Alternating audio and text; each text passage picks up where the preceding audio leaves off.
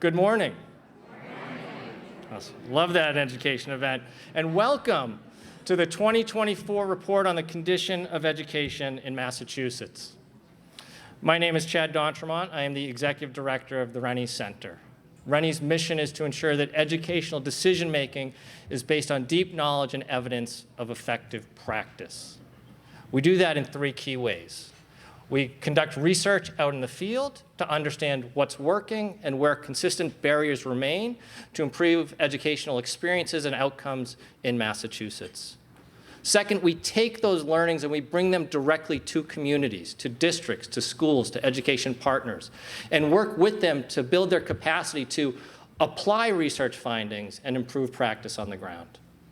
And three, based on that work, the research we conduct and the experiences in the community, we draw lessons out and we bring them to state leaders and decision makers with the aim of achieving systemic reform to ensure that our educational system serves all students, particularly those who have been historically marginalized and neglected by our public systems.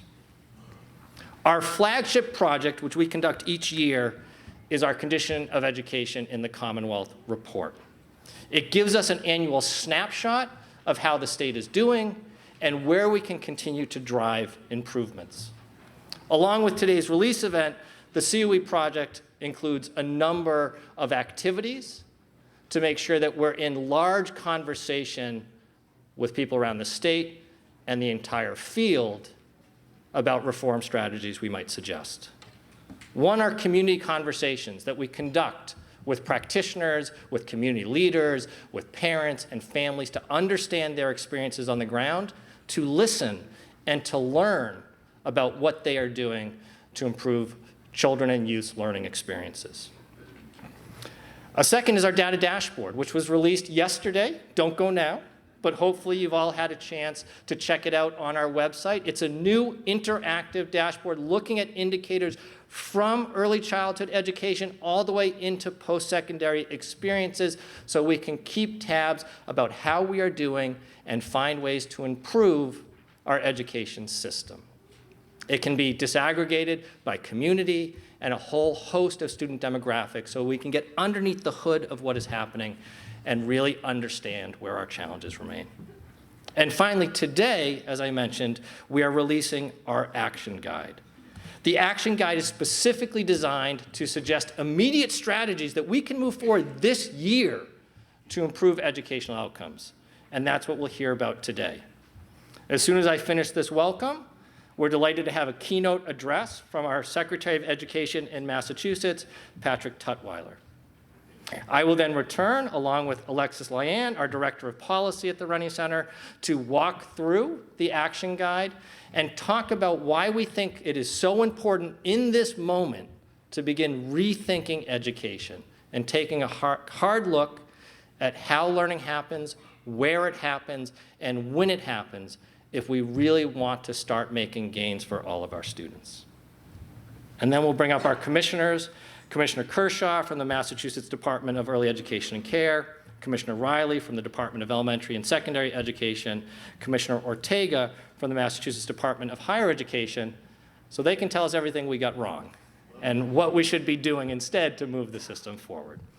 No, in all honesty, so we can continue to build bridges and figure out how we're partnering and working together to see some of the ideas that we've elevated move forward across Massachusetts. Before I dive in, please humor me. I just want to make a few acknowledgments of our supporters and friends. I want to thank Rep. Vieira and Rep. Peisch for being in the room today. We very much appreciate you attending today's event. Your leadership is critically important to the work that we're describing. I also want to recognize Boston Superintendent Mary Skipper. Thank you, Mary, for being here as well. The same goes to you, and delighted that we can have a conversation with you about driving reforms. Of course, we do want to thank the Secretary and our three commissioners who will be introduced in turn, but we're delighted to have them here. I know it's not easy to put yourself out there in front of a big crowd to talk about what's happening in your agencies, but it's an important conversation, and we appreciate them for it. I want to actually thank all the staff at our three departments, early education and care, elementary and secondary ed, and higher education. Folks may not know, but a lot of work goes on behind the scenes for them to share data and hold us accountable for getting findings right in our dashboard and our action guide. We value those relationships, and we very appreciate the work that they do to support us. I also want to make sure I make note of our funders, the Barr Foundation, the Davis Foundation. I know Paul Belcito is here today. Thank you, Paul. I'm not sure if I saw Natasha Ushomersky, but she's been critically important to us at the Barr Foundation, as well as the Carnegie Corporation for providing financial resources to this work. Without their commitment to looking at the condition of education in Massachusetts, this work would not be possible.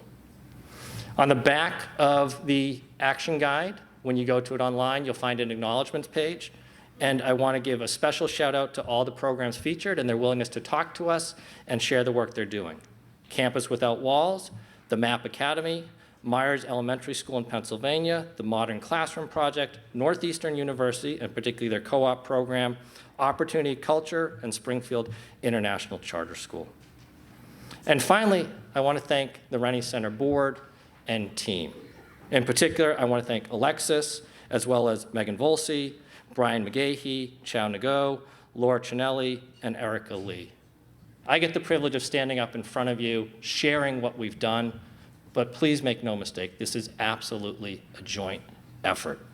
And without the hard work of the Rennie Center team, nothing you are hearing about today would be possible. So my thanks very much to all of them for the hard work they do. Okay, I'm done. Let's get started. I'm delighted to bring up to the dais Secretary Tutwiler. We have a grand tradition at the Rennie Center. You want to hear from him, not about him, so we'll keep the bio short. But I will just say, in the short period of time I've gotten to know him in his new role, I can think of no stronger champion for education. It's a unique talent to meet someone who immediately exudes care and compassion, but a willingness to speak with honesty and candor about what needs to be done in our system. Secretary Tutwiler, thank you.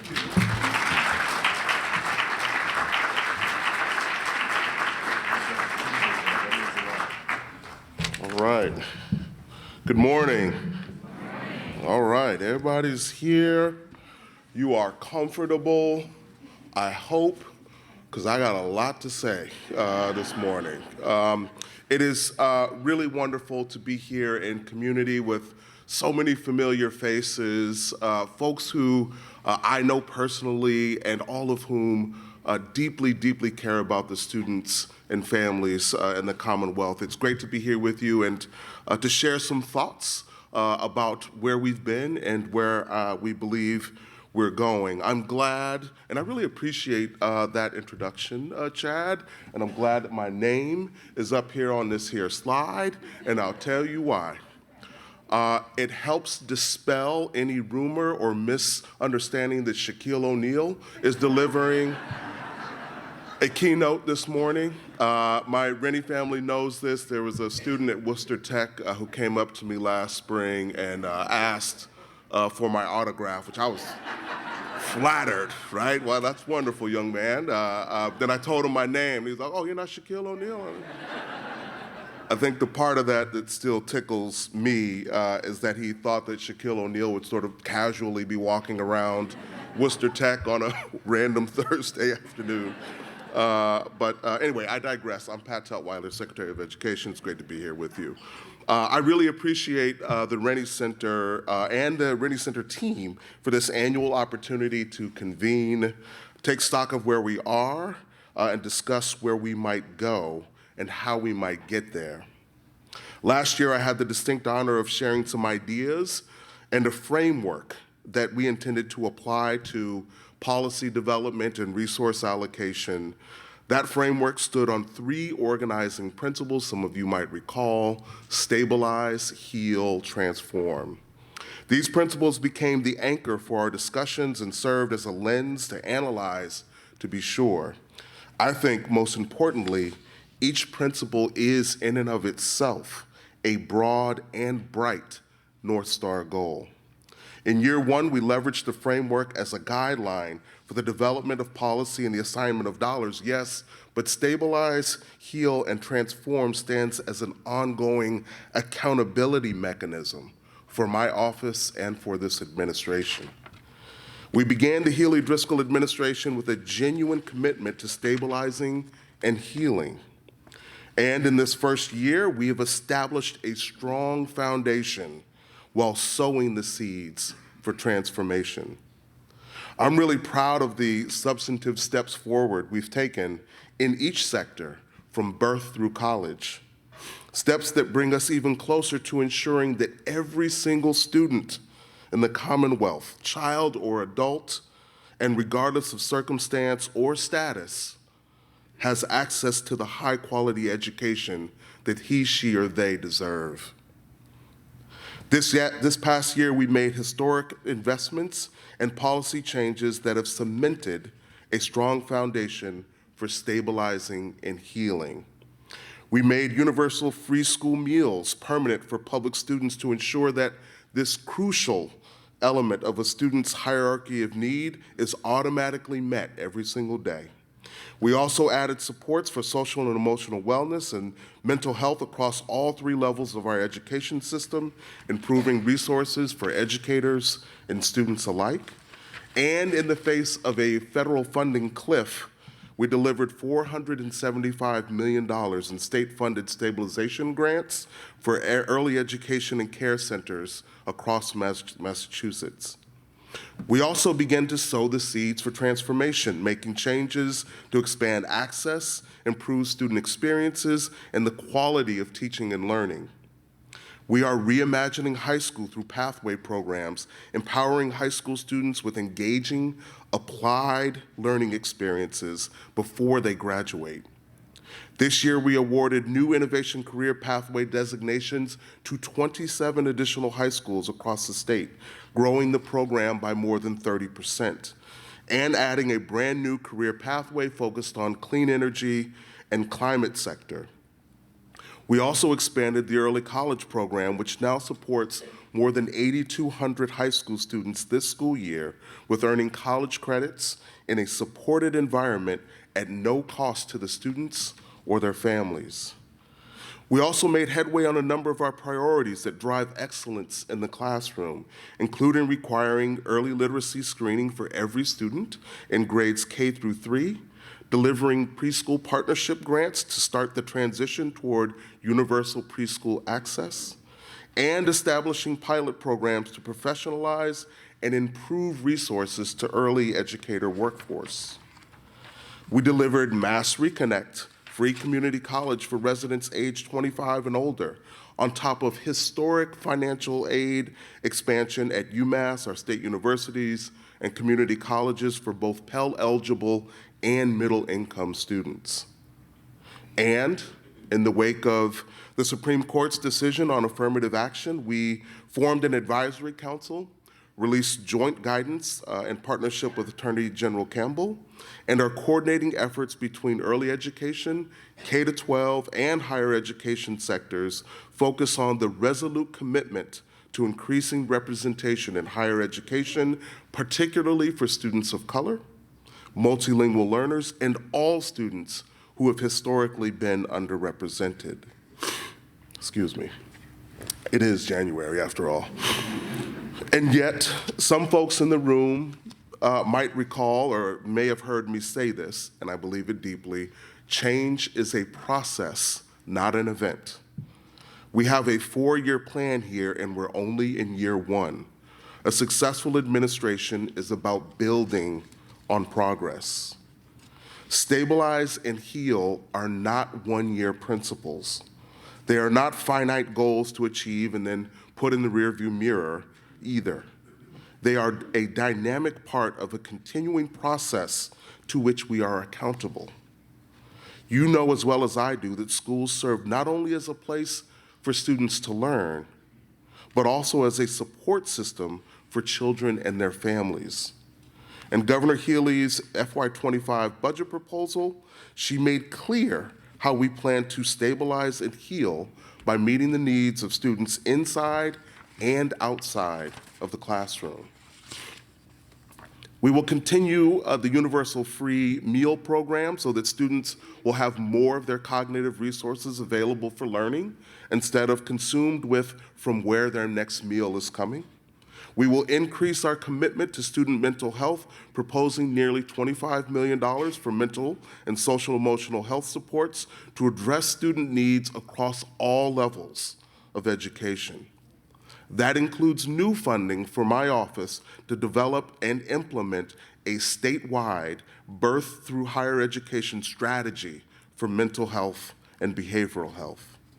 We will fully fund the Student Opportunity Act, recommending $7.6 billion, including $6.8 billion in Chapter 70 funding to ensure that all schools across Massachusetts have the resources they need to deliver a high-quality education for all learners, regardless of zip code or socioeconomic status. On top of this foundation next year, we will nurture and cultivate the seeds of transformation by adding quality improvements and better targeting programming. Governor Healy mentioned a number of these strategies in her State of the Commonwealth address. We've set a new goal to achieve universal pre-K access to every 4-year-old in gateway communities by the end of 2026. That means a seat in the classroom for nearly 23,000 children. We're also increasing child care financial assistance eligibility from 50% of the state median income up to 85%, helping more working families access the care they need to participate in the workforce and our economy, while also providing more children with the early education step-up they deserve. And while we're starting with our gateways, we won't stop there. The governor has signed an executive order calling for the whole of government to lean into early education and care, the challenges therein, with the express goals of expanded access, lowered costs, while safeguarding quality. This calls for a work table with seats for every facet of state government, champions of early education, providers, businesses, and more to partner toward solutions. By nearly every metric, Massachusetts has the best schools in the country. We've been #1 for a long time in achievement. But that number masks critical inequities. An area that persists more than others is early literacy, the reading proficiency scores of our youngest learners. This has been a priority for me since I joined the administration 1 year ago. Thanks to the vision and subsequent efforts by the Department of Elementary and Secondary Education, some notable pieces of the groundwork have been laid. This school year, as I mentioned, all districts are required to use evidence-based literacy screeners in K-3, and educator prep programs will be required to train elementary teachers in the evidence-based strategies for literacy. All critically important steps toward transforming early literacy in the Commonwealth. With Governor Healy's support, we're introducing a brand new multi-year program to improve reading success. It's called Literacy Launch, and it's targeting literacy learning from age 3 through grade 3. Backed by a budget investment of $30 million in its first year alone, we will make high-quality instructional materials available to more districts. Schools using these evidence-based approaches are seeing major gains, building off proven programs like Growing Literacy Equity Across Massachusetts, or GLEAM. We can bring that impact to every classroom. And one of the most important aspects of our plan is how we'll support our teachers in adopting best practices. Literacy Launch will make professional development available for free for all districts with K-3 educators. We'll also include broad-scale support for early childhood educators who support literacy in preschool. On top of making PD available to all educators in K-3, our goal is to support around 45 school districts in the first year in a transition to a strong, evidence-based literacy program, some of whom have not yet adopted high-quality curriculum material, and some that have adopted such material but have not supported effective implementation strategies. In addition to those grants, we plan to have a separate opportunity to allow districts to adopt Apple Seeds, a DESE-developed, free, evidence-based literacy curriculum to supplement a less comprehensive literacy curricular materials that some districts are using. We aren't the only state focused on literacy, but our approach is one of the most comprehensive and will make nearly 6 times more state funding available for districts addressing early literacy. If we provide districts with the support that they need and the funding necessary to adopt these best practices, we can work together to make long-term changes in literacy practices across the Commonwealth. We're also making nation-leading changes in our higher education system. As I mentioned earlier, Mass Reconnect has already had an impact. Since its creation last year, Mass Reconnect has covered the cost of education for more than 4,500 students. That's right. We welcomed more than 8,400 students that were 25 and older to community college campuses across the state, representing a 44% increase in new students 25 and older compared to the fall of 2022. We're doubling down on that success. Next year, we plan to increase funding to Mass Reconnect by 20% to $24 million. We also plan to maintain our Mass Grant Plus financial aid increase, maintaining free tuition and fees and funds for books and supplies for Pell-eligible students, while cutting out-of-pocket costs in half for middle-income students.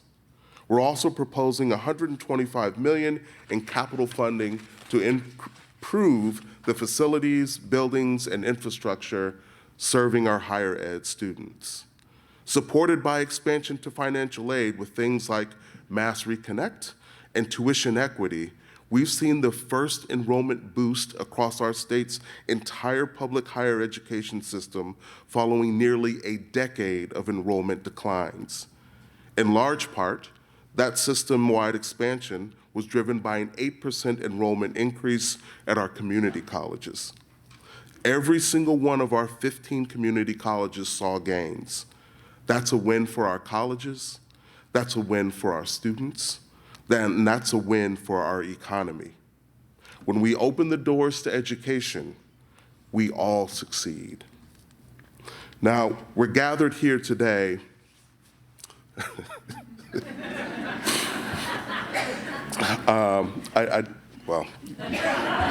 you get it, you get it. We are gathered here today to reflect on the state of education in the Commonwealth. We will continue to build on a strong foundation to stabilize and heal, and sow and nurture the seeds for transformation. I made clear that there are a set of organizing principles, and that is important. Perhaps more important to me is that you glean what it is we believe in the policy shifts and the assignment of dollars. As is typically the case in an administration transition, we had to move pretty quickly to get organized, hit the ground learning, as I like to say, and prepare our first budget. We're proud of it. Subsequently, we've had time to add specific language to the beliefs that are clearly manifested in the education sections of House 1 and House 2. Language that illustrates our commitments, the lens through which we will evaluate challenges, and the way we work together to contemplate the work in front of us. We promise to advance equity and inclusion because every student deserves an education system where we've eliminated barriers and the practices that further existing disparities. We will maintain a holistic perspective because every student deserves an education system that encompasses the broad array of factors that impact their learning and development, including but not limited to mental and physical well-being and their hierarchy of needs. We will embrace collaboration because every student deserves an education system that values and embraces the perspective, experience, and expertise of the communities that it serves. We will champion innovation because every student deserves an education system that welcomes bold, new ideas, sources input from a broad constituency, and strives for excellence through innovation. And just as we bring our passion for student success to this work, we will also bring our encouragement of one another as colleagues.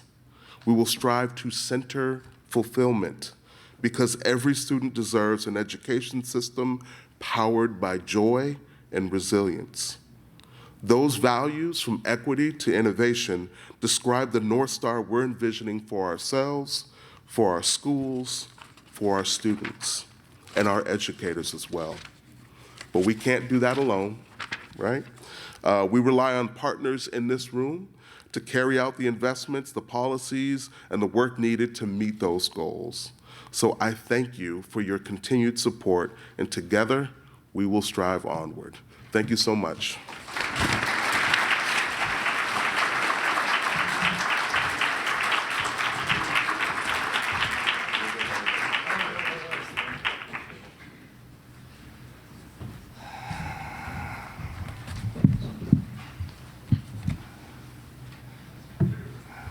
Thank you, Secretary Tutwiler. I have to confess, every time I hear you speak, you make a believer out of me, so something is working. Over the next few minutes, I'm delighted to share the content of our 2024 Action Guide, Rethinking People, Place, and Time in Education. And my hope is to build on the strategies and ideas that the Secretary presented by asking some hard questions about how we can shift the conditions of learning to ensure that those improvements get rooted and sustained to achieve the outcomes that we aspire to.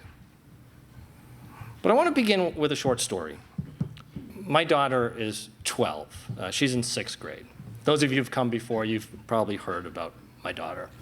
I have two, actually. My older daughter's 14, she's in 8th grade, but as parents in the audience might relate to, it's the younger one who tends to have slightly more adventures in school and becomes the subject of these types of conversations.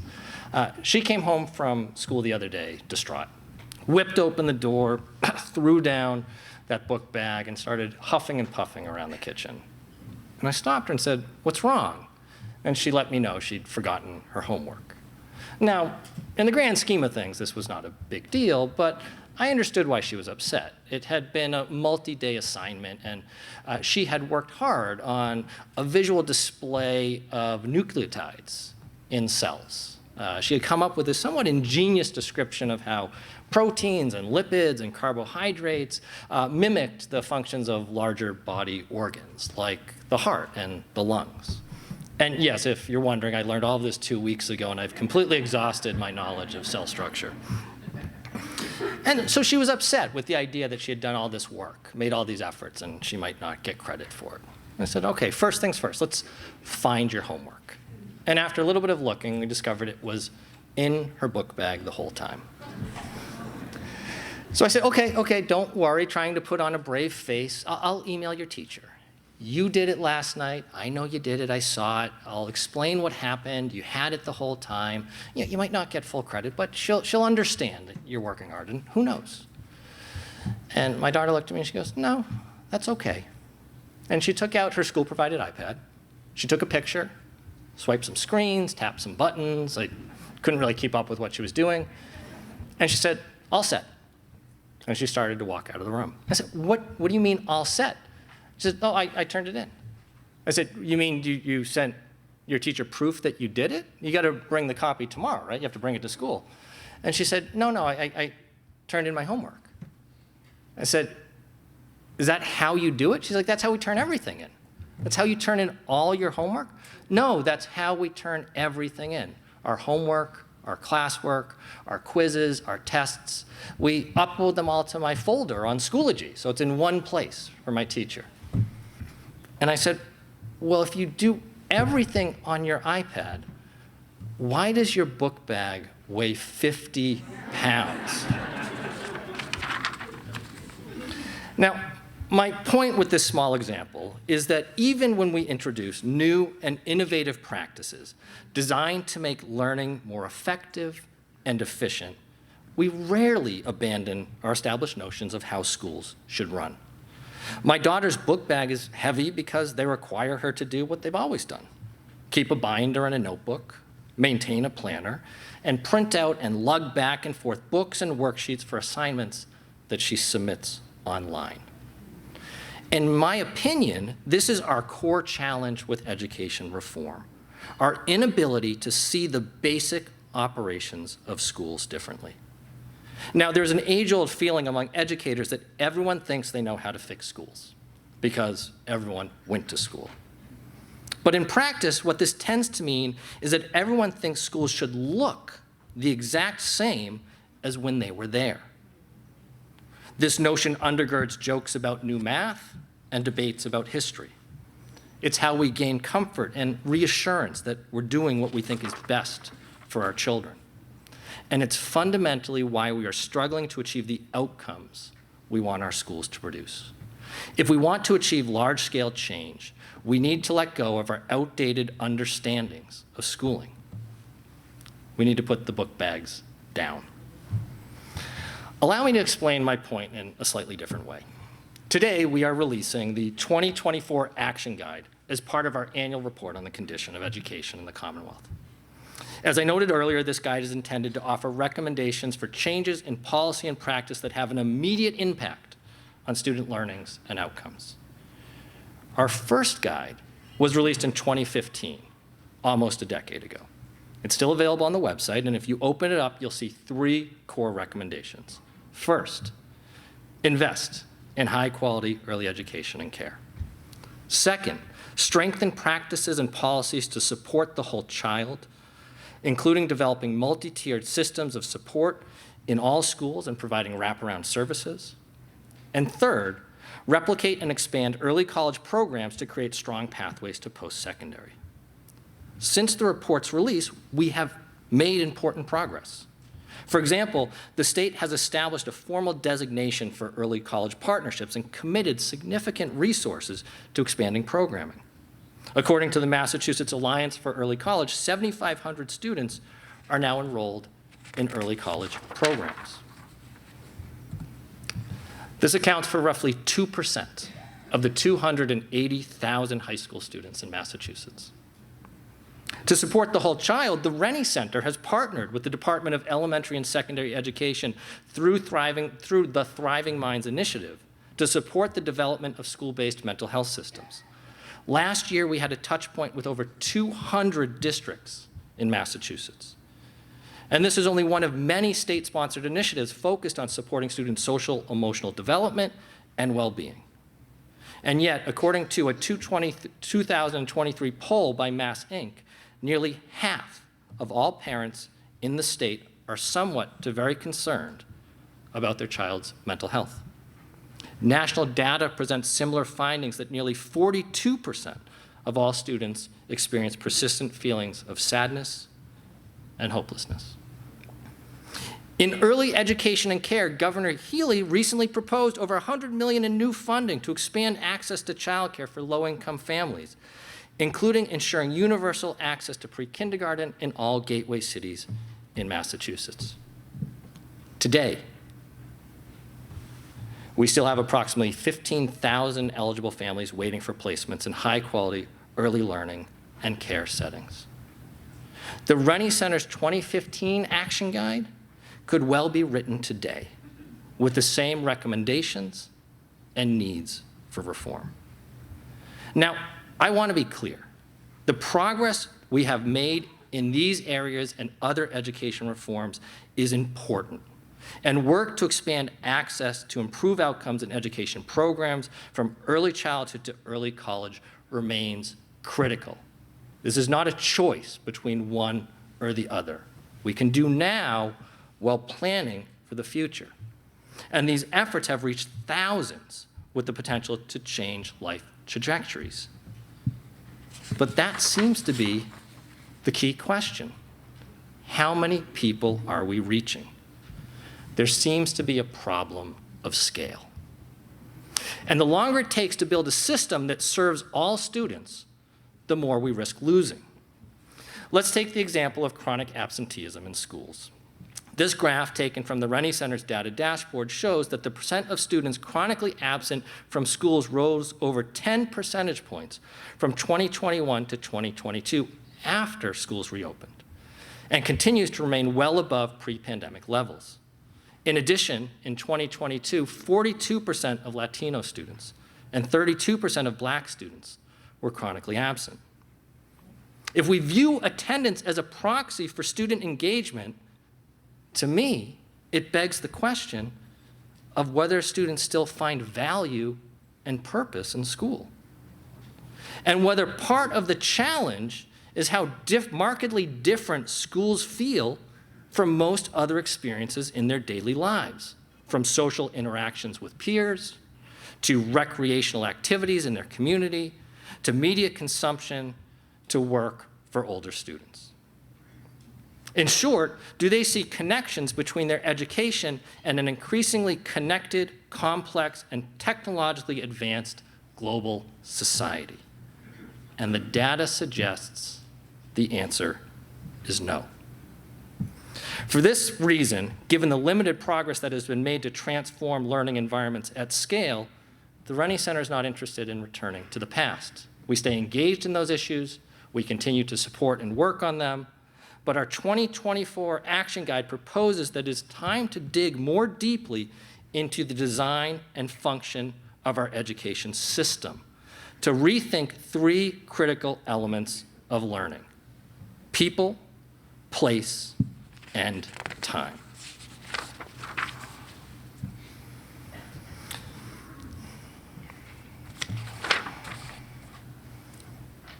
If you were to imagine any aspect of society 100 years ago, I would suspect the picture in your mind looks very different from the world today. In fact, I don't think we need to look that far back. In the audience right now, raise your hand if your work situation is different than it was 5 years ago. It's at least half the audience, probably 3/4. We've seen a dramatic rise in the remote or hybrid workplaces and widespread adoption of smartphones, Wi-Fi connected devices, and modern appliances that have transformed everything in our daily lives, from family dynamics to household responsibilities. The world has changed, but classrooms and schools look pretty much the same. Learning still takes place in a single classroom. Students are grouped together in age-alike cohorts and overseen by a teacher whose role is to deliver content and facilitate knowledge building. Sure, many of the tools and techniques of the trade have evolved. For instance, iPads may now supplement textbooks, and differentiated learning within small groups may be widespread in addition to whole class instruction. But the core approach to teaching and learning is often functionally the same as it was in the 1920s. And as a result, education reform strategies to produce programs and models education reform strategies tend to produce programs and models that latch onto existing school structures rather than changing them. We place solutions before or after the school day. We wrap them around the schedule or extend them beyond the school year. We rarely ask more basic questions about how we might redesign schools themselves to rethink people, place, and time. How might we rethink the teaching profession to move away from a one teacher, one classroom model, allowing teachers and students to move more freely in and out of classroom settings, to match learning opportunities with their strengths, interests, passions, and needs, while also providing teachers with the same scheduling flexibility found in other high-demand professions? How do we rethink where learning happens and the role that technology can play in opening up access to new learning spaces? When knowledge and information is only a click away, segregating resources and opportunities according to district borders and school assignment zones seems archaic. And how do we rethink the stubborn assumption that learning should happen in the same way at the same time for all students? It is time to take seriously the need to develop a system rooted in competency-based education where students are treated as individuals developing skills across a range of developmental domains and not simply being assigned to a seat to occupy for the coming year. In a moment, Alexis will present examples to answers of the questions I'm posing. We're giving her the hard work that the Rennie Center has been invested in over the past year. But before I close, I want to make two important points. First, I do recognize over the past few minutes, I have used the word school and schooling excessively. This is purposeful. I understand that education is about more than schooling and starts from before birth, and runs through adulthood. Improving education requires supporting all phases of development from early childhood to early college and beyond, as well as supporting the educators responsible for each phase. However, as reported by the Mass Budget and Policy Center, nearly 3/4 of all state funding for education is committed to K-12 schooling, a total of more than $9 billion. The dominant position of schools in our education landscape limits reforms across all facets of education. Rethinking schools does mean rethinking all of education. Second, I understand that notions of abandoning classrooms and tearing down school walls and moving beyond district borders may seem fanciful and even harder to achieve than our current approach to reform. However, I would argue it is far more doable because it can be done with existing resources, existing personnel, and existing structures. It simply requires thinking about their use differently. Different staffing plans, different course schedules, different school calendars, different measures of student learning. And the 2024 Action Guide contains plenty of examples of schools that are already doing just that. The problem with education reform has never been a lack of evidence or innovative ideas. We have plenty, probably have too much. But when it comes to enacting change within a school, ask any administrator in the room, the real barriers have always been budget, staffing, facilities, schedule. As long as these essential elements remain unchallenged, the bigger ideas do not matter. But as soon as we are willing to see schools differently, everything becomes possible. For years, we've tinkered with trying to make an outdated system work better. It's time that we focus on changing the system itself. Thank you.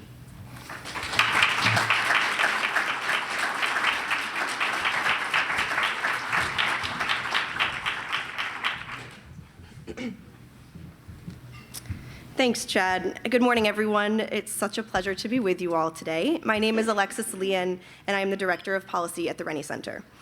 One quick note before I begin on the Secretary's note about January. The reason I'm able to be with you all today is because I have my 2-year-old in a childcare program that I trust. With this also comes an array of wonderful seasonal illnesses, so bear with me if you hear a voice break or two as I'm walking through this. So as a former educator myself, I know and have felt, as Chad just mentioned, that knee-jerk reaction to big, lofty ideas about change that can immediately bring about some skepticism. While the ideas that Chad just reviewed may seem lofty and out of reach, there are bright spots of innovation happening across the Commonwealth and across the country. And these point to models for real actionable change. I'll walk through some of the Rennie Center's research, recommendations, and bright spots in each of these 3 bucket areas. So as I walk through just a few of these from our action guide this year, you'll also see some data visuals from our new data dashboard along the way, which you can find using the QR code listed at the bottom of your programs.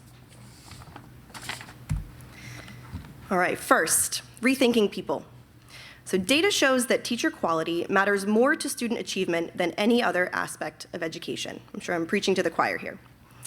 But research also shows there is an urgent need to examine the teaching profession as it exists now, and also address real challenges to recruitment, pipeline development, and sustainability. A 2020 Gallup poll reported that 36%, a third, of K-12 teachers very often or always feel burned out at work, compared to just 28% of workers in other industries. A 2022 PDK survey showed that just 37% of respondents would want a child of their own to become a public school teacher in their community. And interest in the teaching profession among high school seniors and college freshmen has fallen a staggering 50%, half, since the 1990s, and 38% since just 2010, to its lowest level in 50 years. So what needs to change? We believe one area to focus our attention to is rethinking the teaching profession and move away from a rigid one teacher, one classroom model. We believe this will require us to do a few things here. So here are some of our recommendations. Reevaluate the rigidity of school schedules. This could include rearranging classes to support a rotating staffing model where schools continue to operate on a 5-day schedule, but individual teachers may only be in a classroom 4 days a week. This could optimize time for collaboration, shared planning, and professional development opportunities. Next, establish flexible team teaching models where multiple teachers with diverse skills, experiences, and backgrounds could assume responsibility for a larger cohort of students, perhaps even an entire grade. Provide opportunities for teachers to take on leadership responsibilities as part of their core job functions, opening the door for mentoring, peer coaching, and curriculum development. And finally, invest in robust teacher development programs to address the prevailing shortage of qualified educators. And we aren't starting from scratch with these ideas, as Chad mentioned. Programs like MAP Academy and Opportunity Culture have created empowering, flexible, innovative staffing models to address some of these challenges. So for example, Opportunity Culture utilizes a core role in their schools called multi-classroom leaders. These are highly effective, experienced teachers who lead a small teaching team. They typically focus on the highest impact teaching tasks, like providing differentiated small group instruction. MCLs, as they're called, and other innovative staffing roles have the opportunity here to receive higher pay through reallocations of existing school budgets. Next, rethinking place. Data from multiple indicators shows it is critical for us to rethink how we define and value the traditional spaces where learning happens and the role that technology can play in this. Rather than using technology to replicate schools as they are, we should instead think about how to use technology to deepen and expand the types of learning experiences that could be. Looking here at our Data Dashboard's College and Career Pathways page, you can see that under plans for high school graduates, this is the center bottom graph, in orange, nearly 14% of graduates during the 2022-2023 school year are planning to go directly to work upon graduation. While there is clearly an appetite for career-centered learning, opportunities for students to engage in high-quality experiential learning can be limited for all students across the Commonwealth. But technology can play an integral role in expanding these opportunities. To do this, again, we have a few recommendations in the how. We must leverage technology to break down school and district boundaries that segregate students and limit access to essential resources. Invest in a state learning management system or another digital platform to share resources and materials across districts and schools. Over time, this system could support a more transparent and flexible scheduling framework, allowing for shared virtual experiences that transcend the traditional classroom walls. Next, we must ensure that work-based learning encompasses not just internships, but also fully integrated experiential learning opportunities throughout high school to increase student engagement and access. And finally, we need to close the digital divide for our students across the Commonwealth and embrace the transformative potential of technology, especially AI. You'll find some mentions of this in our action guide this year. So programs like virtual experiential projects and co-ops at Northeastern University and Campus Without Walls have leveraged technology to bridge classrooms and workplaces and break down barriers to high-quality learning and instruction traditionally restricted by physical barriers. And finally, looking at rethinking time, student academic performance on the math and ELA MCAS exams has hovered around 50% since 2017. Seen here on our Teaching and Learning tab of our data dashboard, this is looking specifically at 8th grade math, Gaps are persistent on this MCAS exam, and most especially so for students who are English language learners, low income, high needs, or students of color. To begin to address these persistent gaps, we must first acknowledge that all students develop at their own pace. We must begin to rethink the structures that exist that assumes all learning happens in the same way at the same time for all students.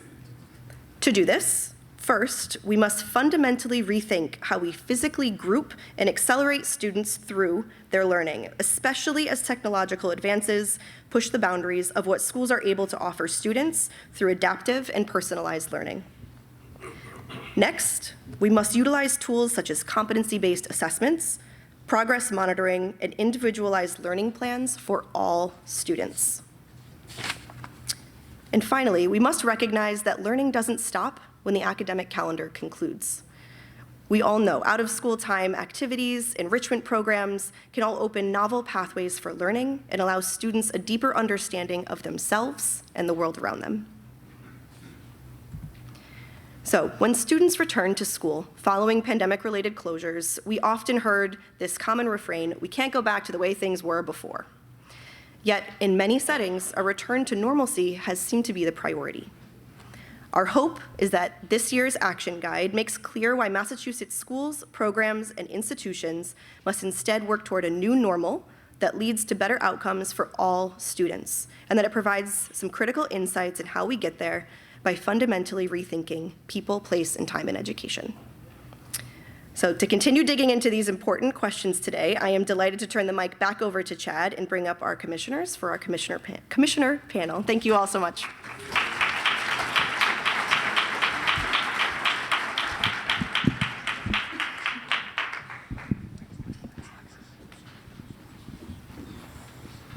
All right, come on down. As our commissioners are getting settled, in the interest of time, I hope they don't mind, I'll do a brief introduction. All of you in your packets have full bios for our commissioners, and consistent with the secretary wanting to speak with you and not about us, I'll just say that one thing I want to point out is that everyone was here last year, and it is a credit to their leadership and the state's focus on education, the amount of stability and guidance we have from the leadership team. So thank you very much. Appreciate that. All right, Commissioner Kershaw, why don't I start with you at the beginning? We'll dive right in. So admittedly, I think my remarks especially, and Alexis's to a degree, didn't really touch on early education because we're really pushing at those school-based structures. But we spent a lot of time talking with the early ed field. And one thing that's really clear is so many of the things we're talking about individualization and multiple developmental domains, early education and care already does. So can you talk a little bit about the strengths of the system and where you see the work moving forward? Sure, thanks, Chad, and thank you so much for everyone for being here, and to our Secretary of Education for your inspiring comments and your leadership this year. And to my colleagues, it's an honor to be here with you. We have collaborated. We promised last year we were going to collaborate on a number of things when we were here, and we have made good on that promise. So I'm really thrilled to be here to see even the change in conversation from last year, Chad, so much more about early childhood and so much attributable to the governor and our legislative leaders and their commitment to early childhood. As I think about people, place, and time, I think the first thing we have to do is start earlier. And so as we fundamentally shift how we think about education in the Commonwealth, clearly that starts with starting earlier. And then, as we think about in those early years, there is so much about how we deliver early childhood education that certainly we can push up into the K-12 as important lessons. But even more importantly, as we make a commitment to really reaching more early childhood education, starting with our gateway cities, we have an opportunity to design it in a way that thinks really differently. So we're not talking about school buildings and 6 hours a day and 9 months a year. We're talking about an early education and care system where we put families at the center, where relationships and social emotional learning make sense and are what releases curiosity and a lifelong love of learning and a readiness for literacy and a readiness for kindergarten. So as we make good on our promise around universally accessible 4-year-olds and beyond after 2026, we have an opportunity in the early childhood space to embrace our mixed delivery system, to think about teachers across settings, to think about early childhood education as an experience rather than a specific setting. And we're looking forward to delivering on that vision. Great, thank you. And I certainly appreciate the push about starting early. I don't disagree with you, I promise. Kershaw, Riley, let me come to you. One, would love your reaction to some of the things you've heard, but in particular, how you see the department supporting teachers, educators. I think something that can sometimes be misconstrued in a setting like this is not about doing things to educators. It's about empowering educators to have the flexibility to make some of these choices themselves. So would love your response and sort of how you see the department doing work in that space. Yeah, thank you. So first I want to say I just believe wholeheartedly in getting to kids earlier and early education. We know from preschool on down how critical it is to get kids in early into the education system. With that said, across the country, we have a shortage of educators. And we, at the department, have had to take steps to try to loosen up some guidelines and bring more people in, and that's important. But just as important is having educators that reflect the population of the students we serve. And so we're working hard on diversifying our teacher corps, and we've done a lot over the last few years in this area, because we know that a child of color that sees just one teacher that looks like them before 8th grade is more likely to have better outcomes for high school graduation and life outcomes beyond that. So, but in Massachusetts, when we started, 40% of our kids were kids of color, but only 8% of our teachers were. Now that number's gone up to 10 or 11 now, which is pretty substantial statewide, but we still have a long way to go, right? And so we want to have a fair and just and effective teaching corps. At the same time, I think some of the things I saw from some of the folks here at Rennie today is teachers are a little tired. COVID did a number on them. And we've got to find different ways to allow for flexible work schedules, things like that. But we also have to find ways to celebrate our teachers. We don't do enough of that. We're living in polarizing times where people are angry all the time. But you need to be positive and happy to the teachers. They're doing the most important work, right? And I just worry that we're not honoring the great work that they're doing every day. One of the things that jumps out to me and is mentioned in the action guide is that teachers are among the best educated and best trained professionals across any sector, and that's according to the US Census. And we very rarely approach the profession with that respect, and how do we bring that into the work that we're doing? Commissioner Ortega, this brings me to you, because if we're talking about building a pipeline to educators, in some ways that begins with higher ed. I know it's been a priority at the department, and can you talk a little bit about efforts that are happening to build up the pipeline, particularly to improve teacher diversity? Sure, and thank you for the invitation to be here, and really pleased in the way that we've framed the conversation today. And before I answer the question, I want to tap into one thing that I feel like is at the core of higher education that really needs to be flipped on its head, particularly when we talk about K to 12 and compare that to higher education. I leave early ed out, particularly because it has some things that relate to higher ed for this particular point. We don't see higher ed as an entitlement for all.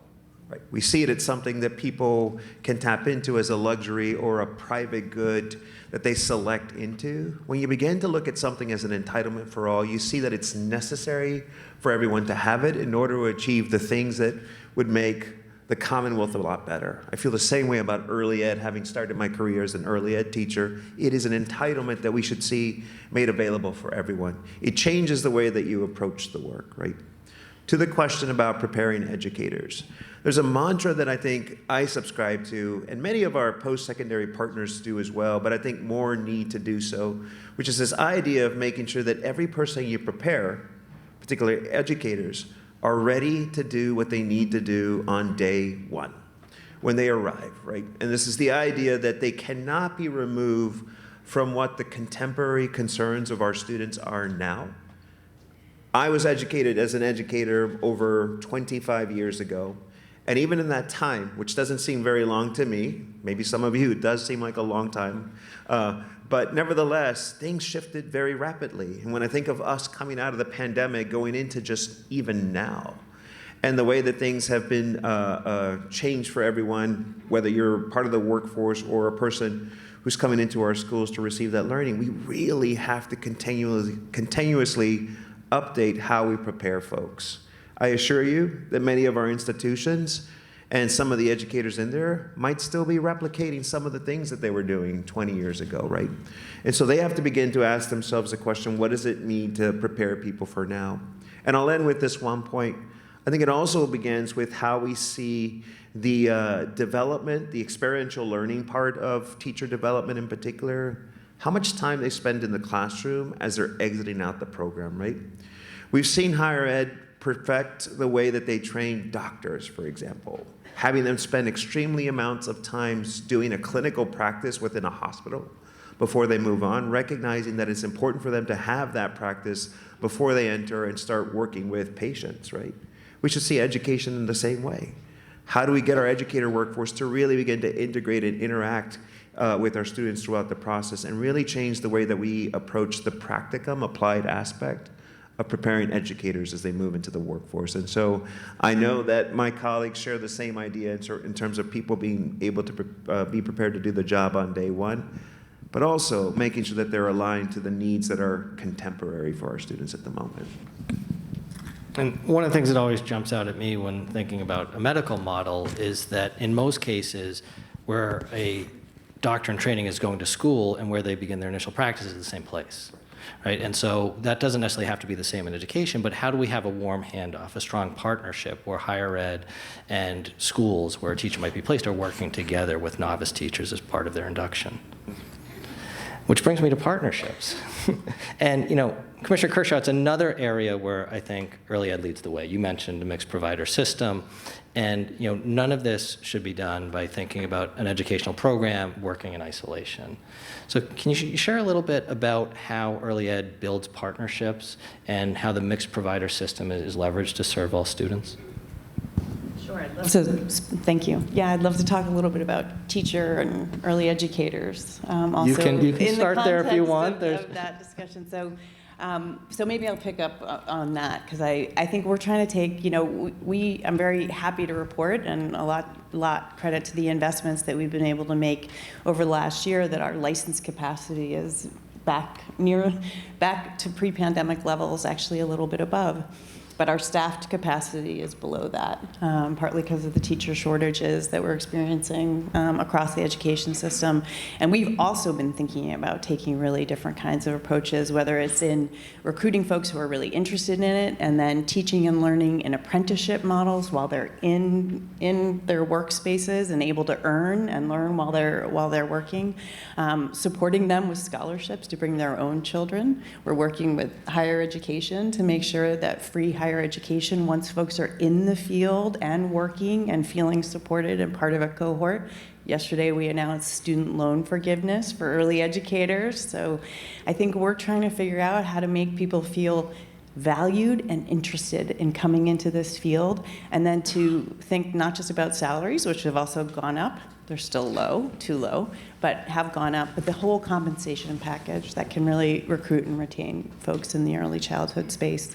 So partnerships in K-12 and early education in terms of preparing folks, certainly as we think about early literacy, deeply engaged with our Department of Elementary and Secondary Education, clear recognition and priority that starting early to prepare children for the expectations of elementary school in terms of reading expectations start in the early years. And that means shared professional development, shared coaches, shared alignment around curriculum. And so we're really looking forward to engaging in that partnership.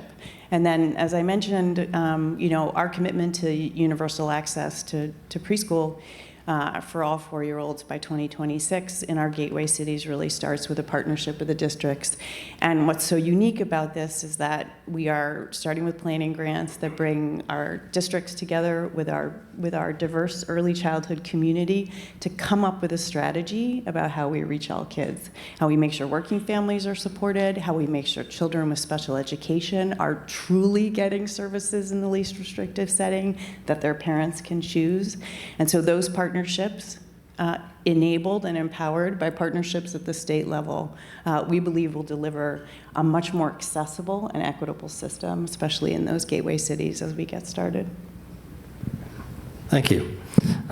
You mentioned, and I'm genuinely curious, and Commissioner Riley, I'll come to you first, but open to everyone.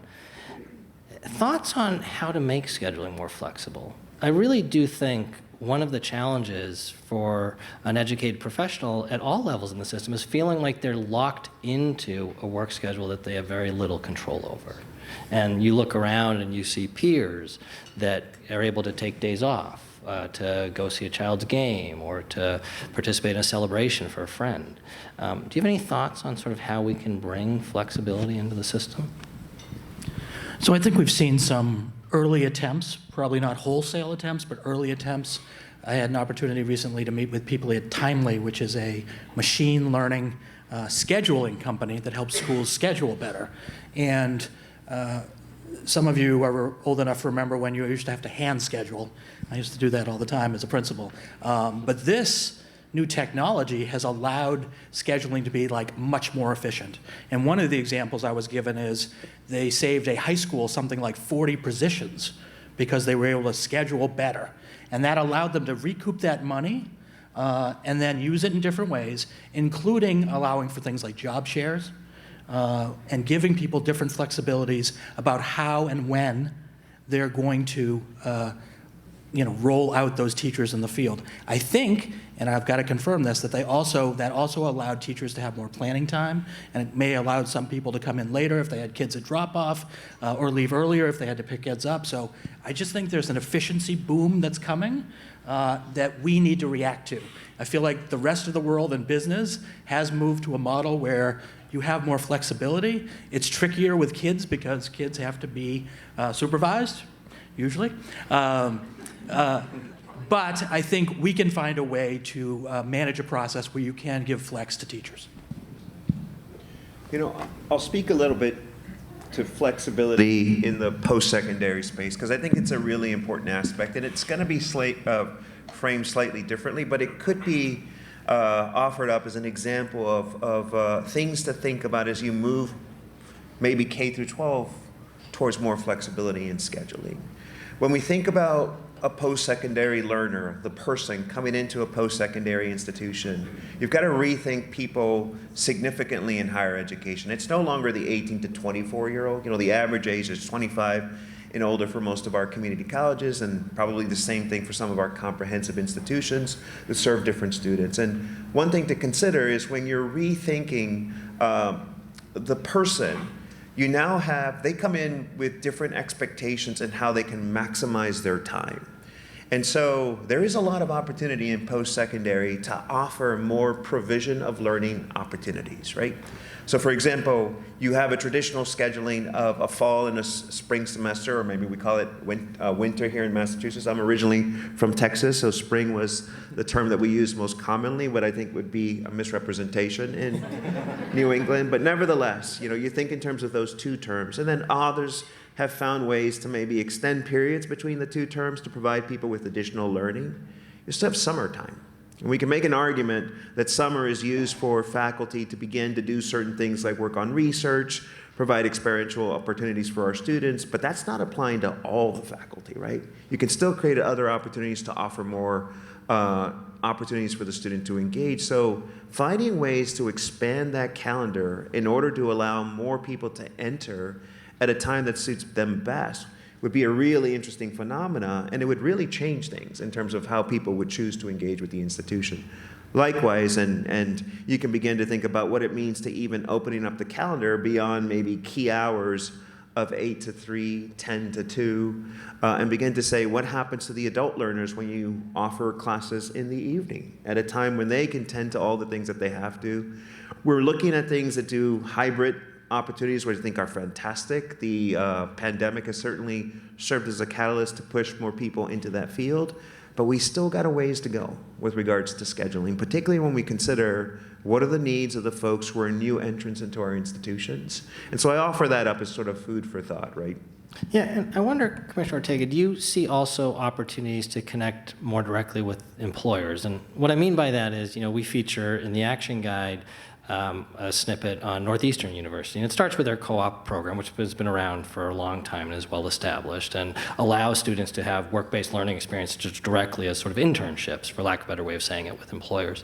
But now they're creating these, what they call virtual experiential programs, where employers can actually come into part of a course as a limited unit and provide some support to sort of hands-on real-world experiences for students. A long-winded way of saying, on your end, you see with staffing and faculty flexibility where employers could step in and play some of that role, like in the summer months, to actually add to students' learning experiences. Yeah, and I think those collaborations are happening in a lot of our institutions. They recognize the expectations that employers have. Invitations to form better collaborations are happening on an ongoing basis.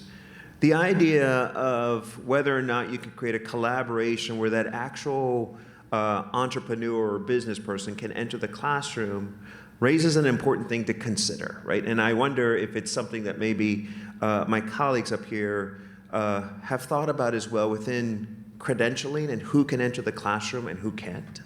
So often you see, and I'd be remiss to say that recently, in fact, yesterday, I think the governor released an executive order to allow more skill-based hiring at our Commonwealth offices.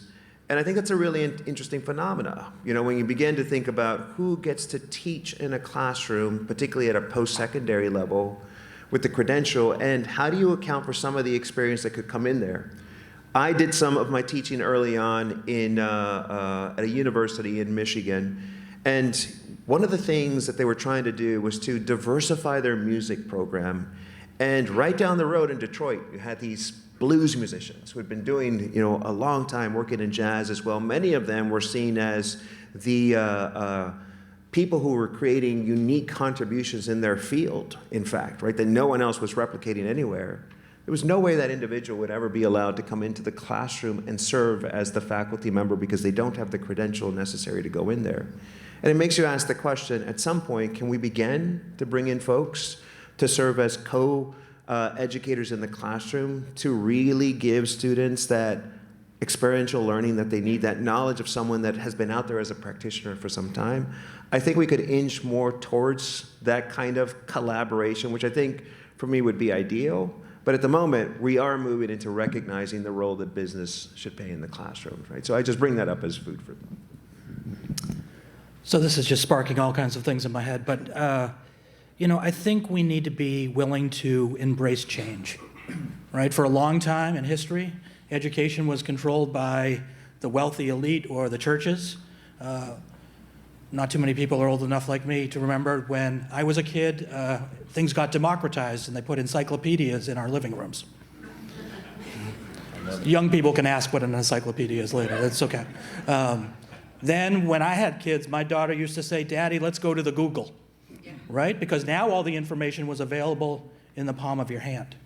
And I would say that this thing, AI, is coming and coming quick. So we need to worry about that. But the idea is we don't need to think about the traditional brick and mortar system the same way. And COVID, as disastrous as it was for this country, actually showed us that kids, and I want to be very clear about this, I believe more likely in middle and high school than in elementary school, can function on Zoom. And so you could see, and I see this in colleges happening where kids have classes in person, they have classes online, and they're able to navigate that. And in that world, you could imagine a K-12 setting where perhaps kids could do internships or more enrichment during the day and also be able to have some of their classes after typical school hours with a teacher that needs that flexibility. So I think there's an opportunity with these new technologies that are coming in to really think about what the school day looks like. Yeah, I mean, we're in a very different situation. All of our children need to be supervised, Yes. okay?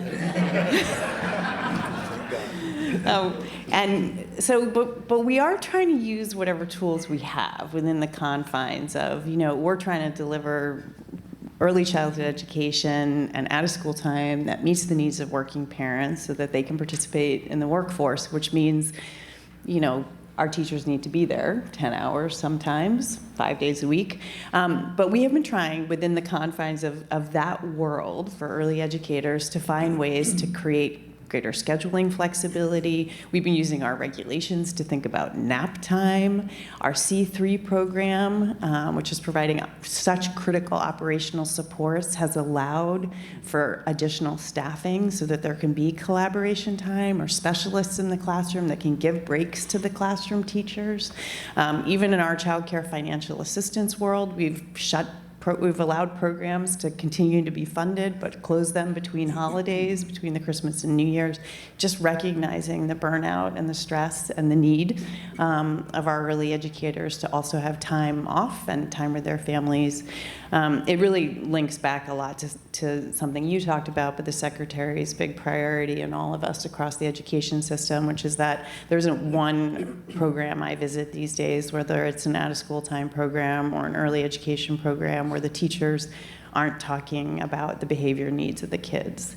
And that is having a really profound impact on the teachers. And so being able to provide additional staffing, additional supports, additional professional development, a much more public health approach to behavioral and mental health within the settings of the programs and classrooms is going to be really critical to supporting our workforce, I think, going forward. I appreciate that, Commissioner Kershaw. And, I want to follow up with a specific reason, then hopefully sort of run down the line here. But, if you don't mind, a personal explanation just to give a context is, I look at my own children, and biased parent here, but they're good kids. They do well in school. They understand the value of their education. And still, they, at this point, find going to school, the word they use the most is boring. And it really seems like, in a way that's, we all found school boring to some degree maybe, but it feels different in like just how they are navigating and processing the world has to come to this abrupt halt. And then they sort of enter into a structured dynamic at their school that doesn't feel like it understands who they are and how they want to access information. The reason why I want to start at the beginning with early ed is joy and play is such a part of the development of children, particularly at that level. Like, we get it better. So can you share a little bit about like how can we think about building our educational system so it values those components of joy and play and exploration as part of students' learning experiences? Sure. So early childhood education, I mean, the way children are learning is through curiosity and play and relationships. So I think what we do best in early childhood is foster that love of learning, the ability to have self-regulation and to problem solve and to share and to work with other children in a productive way. And I do think there is sometimes kind of a cutoff in the play, in the notion, and children at much older ages, obviously, are going to benefit from learning and play. Maybe I should pause for, my children are now 19 and 22, but when my oldest one, who has fairly significant ADHD, first hit first grade, and suddenly it went from play and recess to sit and look up. He got in a lot of trouble all the time. So we created a boys and learning group in the school to figure out how to bring more play, how to bring more motion into the curriculum, and how to stop taking recess away as a punishment. And things really shifted for him. And that was about understanding that the way they were learning was bringing much more of the hands-on learning and play, I think, really into the elementary years before we hit where they can do hybrid learning. I think there's a greater continuum of sort of play and movement that we know could maybe restore some of the joy. Yeah, I mean, I think if you look at the data, national data around student engagement, kids in elementary school report being highly engaged.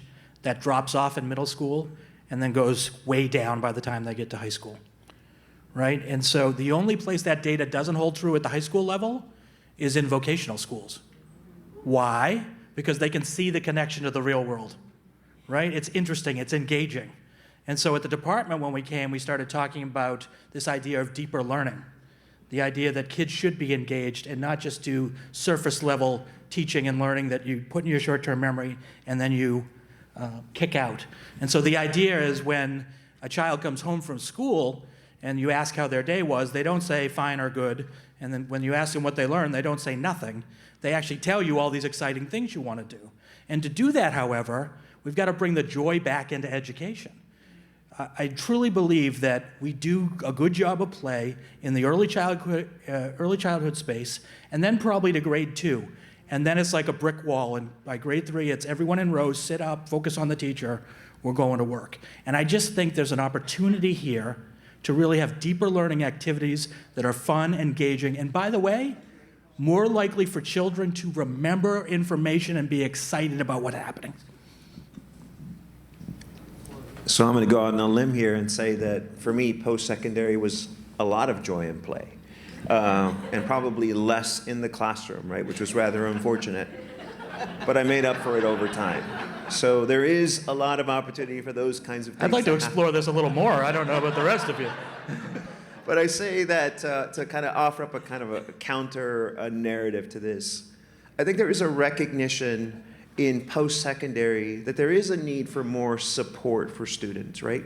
The idea that it isn't just a place where provision of learning is the main currency. And by that I mean people don't just come there and select to go in there and learn at their own pace and get something in terms of knowledge out of it. There's a whole lot of other things that they're there for, right? This is the whole holistic support that's necessary to get them to persist and continue, right? For some of them, they're there looking for a place where they might find some belonging. For others, they're looking for a place to kind of explore some things that they're probably trying to make sense of, that they weren't able to make sense of adult, right? And that gets more into the well-being, even mental health aspect. And so we're recognizing at post-secondary institutions that we have to see ourselves more than just that binary of providing students with learning and thinking about holistic support, right? So I almost raise the question, we need to question how much flexibility we think someone should have when they come in there. And the idea that when you're now moving into ensuring that more people realize the promise of post-secondary opportunities for all, they're going to come with different levels of preparation, different levels of need. And we almost need to rethink our flexibility and go in there and offer them more support in that way, right? So didn't mean to twist the question and start off with the funny, but I thought it'd be nice to give some thought to what it means to really be there and lend support to students who need it.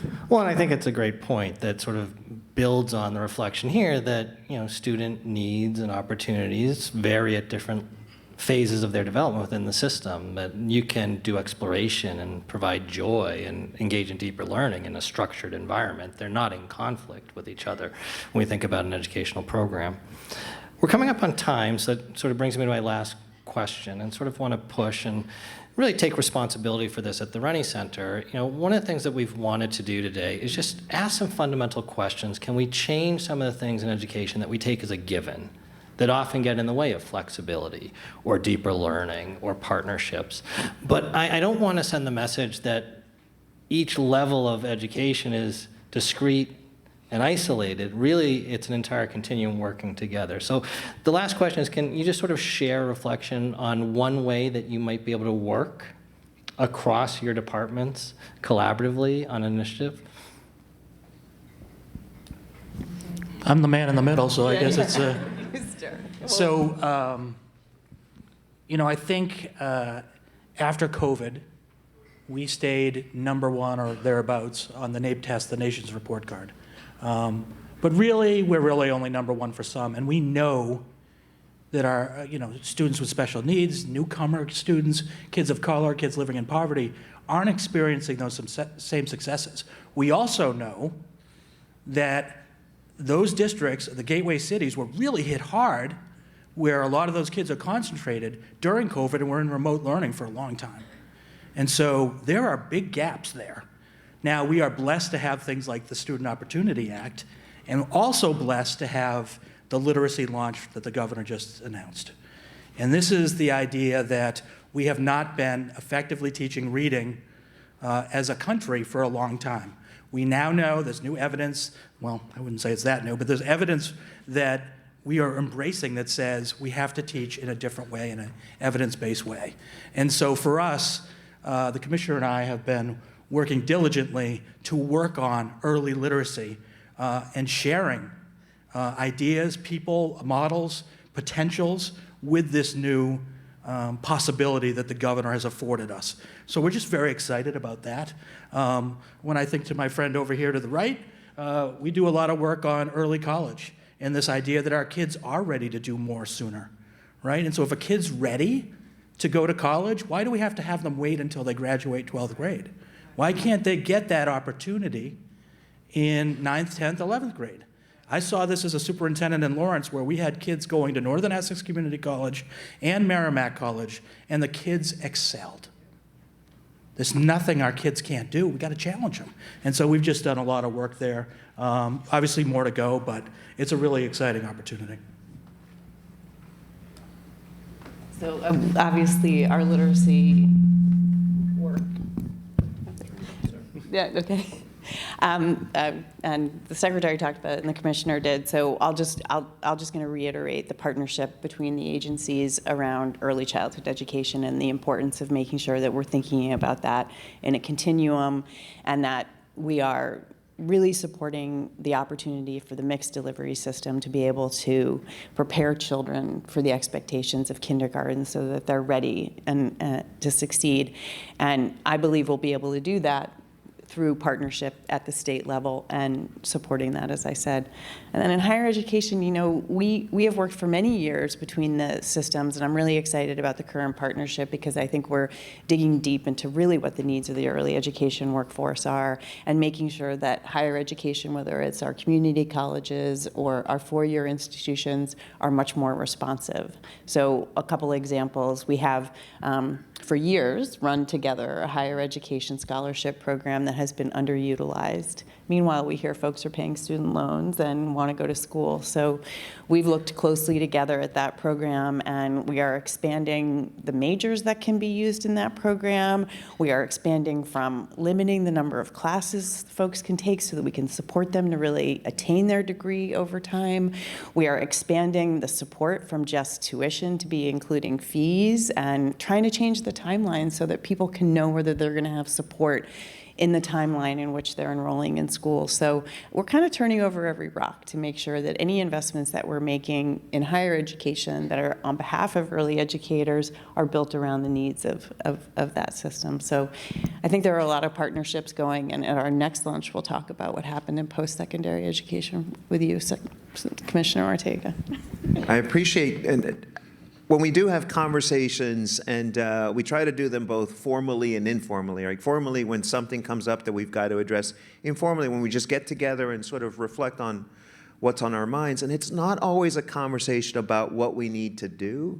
Sometimes it's a conversation about what we need to stop doing, right? Because we are, as officials in this role, we do in some ways set up the norms that drive the ability for our institutions to be innovation. And the conversation sometimes is a reach out by Commissioner Kershaw to me to say, you know, can we change this particular requirement for how a student can gain access to certain financial aid programs that'll put them on the pathway to really fully achieving the credentials they want in early ed. Likewise, when we think about early college, we know that in post-secondary, our success is very much dependent on how well we can cultivate a college-going culture in the early years into K through 12. Can we figure out ways to create relaxations there as well in either a regulation or a policy that we can advocate for together in order for more institutions to participate, but also ultimately for students to receive the benefit that early college will offer, right? So it's not always a conversation of what we need to do, but a conversation of what we can stop doing to minimize the ability of people to be innovative. Well, thank you. We are at time, so very much appreciate. Please join me in thanking our commissioner.